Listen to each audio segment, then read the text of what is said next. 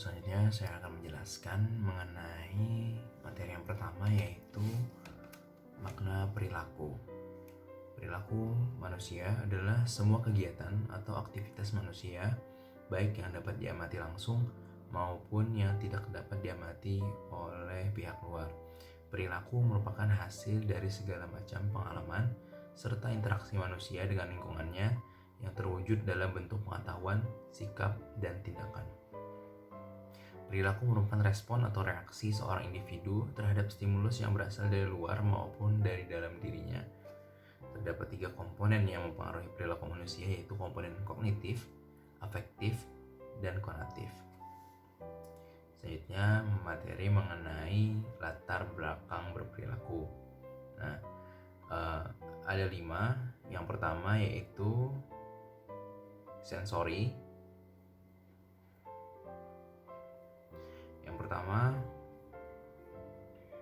Sensori yaitu seorang berperilaku disebabkan adanya dorongan fisiologis dari dalam dirinya. Yang kedua yaitu menginginkan perhatian. Yang ketiga yaitu menghindar. Dan yang keempat yaitu menginginkan sesuatu.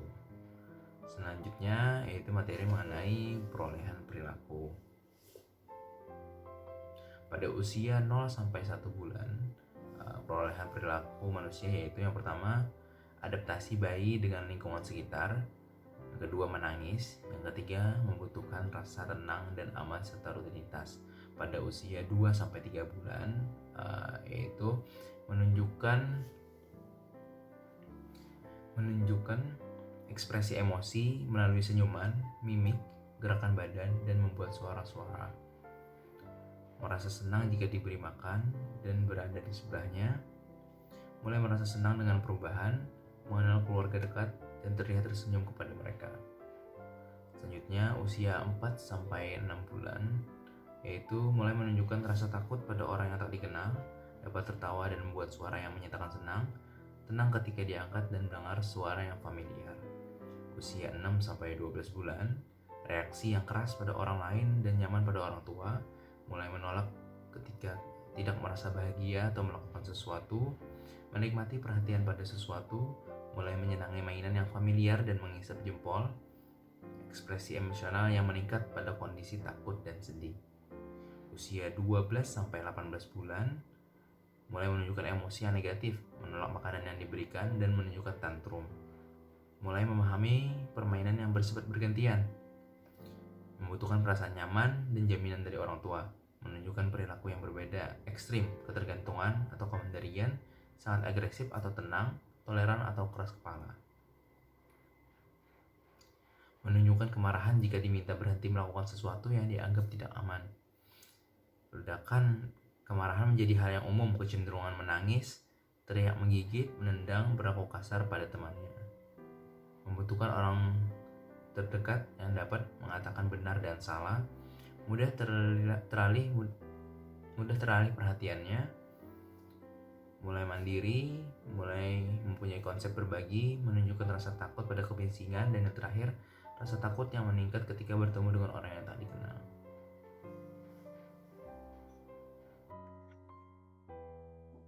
Baiklah, materi selanjutnya yaitu perilaku adaptif dan maladaptif. Manusia merupakan makhluk yang berbudaya dan beradab. Adab atau kebiasaan antara kelompok individu memiliki perbedaan satu sama lainnya, dan terdapat kesepakatan tentang bagaimana berperilaku, yang mana hal tersebut merupakan perilaku yang familiar dan bisa diterima oleh kelompok individu lain. Inilah yang kemudian dikatakan sebagai perilaku adaptif. Dengan demikian, dapat disimpulkan bahwa perilaku adaptif merupakan perilaku yang lazim muncul dalam suatu kelompok masyarakat, dan kondisi perilaku adaptif dapat berbeda antara kelompok masyarakat satu dengan yang lainnya. Sebaliknya, perilaku yang tidak sesuai dengan kondisi perilaku umum yang berlaku pada suatu kelompok masyarakat disebut dengan perilaku yang non-adaptif atau maladaptif. Perilaku ini kemudian akan ditanggapi oleh kelompok masyarakat yang kemudian dipertimbangkan lagi dari segi kepercayaan keamanan, dan sebagainya.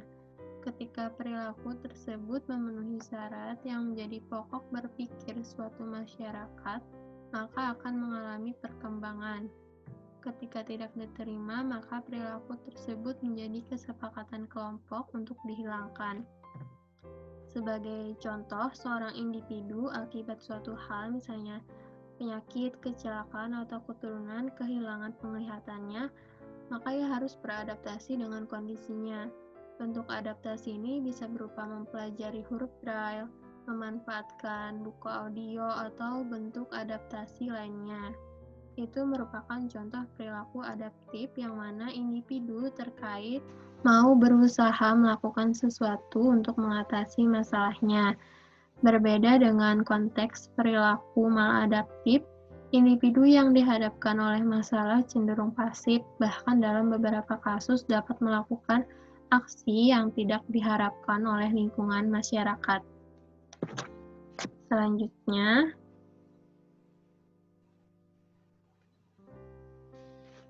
yaitu perilaku pada individu dengan hambatan majemuk.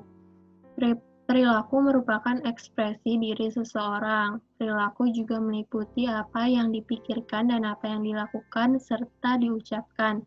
Jika dikaitkan dengan individu dengan hambatan majemuk sebagai sosok manusia, mengembangkan perilakunya berdasarkan pengalaman yang mereka akan belajar tentang pengembangan perilaku. Makin banyak mereka memperoleh rangsangan negatif dari lingkungannya, maka makin berkembang pula perilaku yang ditunjukkan untuk menghindar. Pada bagian tersebut terlihat proses munculnya perilaku dari individu dan proses pembelajaran mengenai bentuk perilaku. Pada bagian perilaku adaptif dan maladaptif tadi telah dibahas bahwa pada hakikatnya lingkungan akan mengontrol perilaku yang muncul dari individu. Jika perilaku tersebut adaptif, maka lingkungannya akan menggapai secara positif berupa tanggapan yang dapat menyenangkan individu. Dan jika sebaliknya, maka lingkungan akan menanggapi secara negatif, yaitu tanggapan yang tidak menyenangkan bagi individu itu sendiri. Ilustrasi berikut mencoba mendefinisikan latar belakang perilaku yang muncul karena kebutuhan fungsi fisiologis tubuh atau emosi. Perilaku yang muncul ketika tubuh membutuhkan sesuatu diproses melalui mekanisme berpikir, kemudian dimunculkan pada perilaku. Perilaku tersebut kemudian mendapat tanggapan dari lingkungan dan respon oleh individu melalui bagian sensor tubuh seperti penglihatan, pendengaran, perasa, pembau, mengecap, dan gerak. Informasi yang diterima oleh sensor kemudian diteruskan pada proses pemaknaan dan dikeluarkan kembali dalam bentuk perilaku. Inilah proses bagaimana seseorang memproses tingkah laku dan mengembangkan perilaku yang dilatar belakangi oleh rangsangan dari dalam diri sendiri. Untuk individu dengan hambatan majemuk sendiri memiliki proses adaptasi yang berbeda. Yang menjadi kunci adalah bagaimana individu tersebut mengembangkan perilakunya. Untuk dapat mengembangkan perilaku, mereka harus mendapatkan kesempatan mempelajari perilaku adaptif dari lingkungannya. Hambatan-hambatan yang terjadi pada diri individu dengan hambatan majemuk dapat terjadi pada area pemaknaan. Dengan demikian, informasi mengenai perilaku yang adaptif pada akhirnya dimaknai berbeda oleh individu tersebut. Sekian dari saya. Selanjutnya akan dilanjutkan oleh Mutia.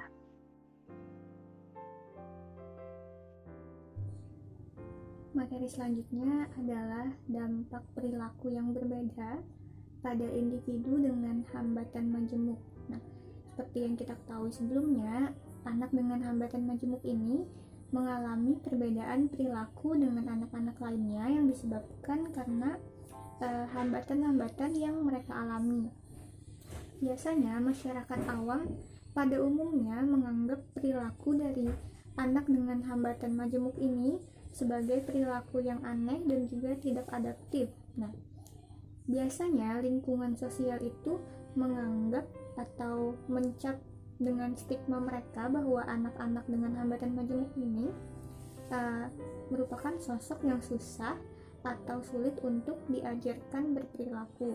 Nah, jadi stigma-stigma seperti ini biasanya muncul di kalangan masyarakat dan itu merupakan sebuah dampak dari perilaku yang berbeda yang ditunjukkan oleh anak dengan hambatan majemuk ini. Nah, untuk materi selanjutnya adalah mengembangkan perilaku adaptif pada anak dengan hambatan majemuk. Terdapat 3 tahapan atau 3 langkah dalam mengembangkan perilaku tersebut, yaitu yang pertama itu ada tahap pratindakan, yang kedua itu ada tahap tindakan, dan yang ketiga adalah tahap pasca tindakan. Yang pertama yaitu pada tahap pratindakan ada beberapa hal yang sebelumnya harus kita lakukan, yaitu yang pertama adalah menganalisis perilaku individu dengan hambatan majemuk yang tidak adaptif. Jadi kita harus mengamati perilaku-perilaku apa saja yang ditunjukkan oleh anak ini yang menunjukkan gejala tidak adaptif. Kemudian yang kedua adalah buat daftar perilaku yang tidak adaptif. Yang ketiga, kita bisa membuat daftar prioritas perilaku non adaptif mana yang harus kita kembangkan. Kemudian yang keempat adalah munculkan target perilaku yang akan diubah berdasarkan daftar prioritas. Kemudian tahap yang kedua adalah tahap tindakan. Beberapa hal yang bisa kita lakukan yaitu yang pertama, buatlah kejadian-kejadian yang dapat dipahami oleh individu yang menjadi target dari tindakan kita ini. Kemudian yang kedua adalah respon secepatnya ketika perilaku si individu ini muncul dan terlihat oleh kita. Kemudian yang ketiga ada berikan penguatan negatif ketika perilaku target muncul. Misalnya ketika mengalihkan perhatiannya dengan hal yang disukai oleh individu. Kemudian yang keempat, kita bisa memberikan penguatan positif secepatnya ketika perilaku target ini berhenti dilakukan. Misal, yaitu mengelus pundak atau hal lain yang disukai oleh individu atau anak tersebut. Kemudian yang kelima adalah lakukan tindakan ini secara berulang. Kemudian yang ketiga yaitu adalah tahap pasca tindakan. Nah, di sini kita dapat melakukan beberapa evaluasi terhadap perlakuan yang sudah tadinya kita